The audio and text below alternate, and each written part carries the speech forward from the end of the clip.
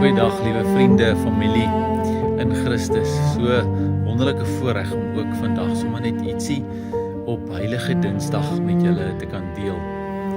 Heilige Dinsdag natuurlik deel van Heilige Week, 'n week waarin ons baie spesifiek nadink oor Jesus se kruisweg, die laaste paar dae ook van sy tyd in Jerusalem.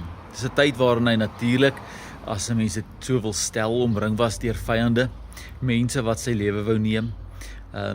Ons weet hy was in die tuin van Getsemane waar hy gaan bid het.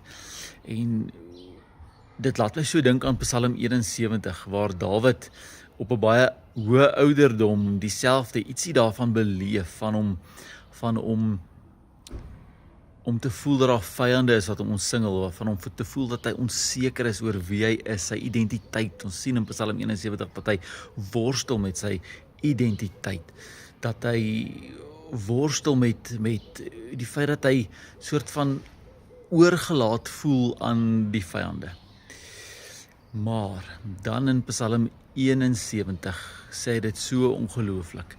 Hy sê, Here, draai u oor na my toe, want u is vir my 'n toevlug.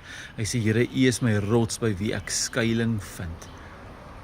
En as ons so op die kruisweg ook kyk na Jesus se paar dae voor die kruisiging, dan sien ons inderdaad, hy is vir ons die volmaakte voorbeeld van wat om te doen wanneer ons in dergelike omstandighede kom. Christus wat absoluut vir krag en vir toevlug en vir leiding by sy Vader gaan stil word. Christus wat absoluut weet, sonder een oomblik se twyfel, dat die Vader sy toevlug is, dat hy veilig is by sy Vader, ongeag van wat mag gebeur, van die kruisiging wat voorlê, dat God se wil volmaak en goed is, en dat hy op die Here kan vertrou.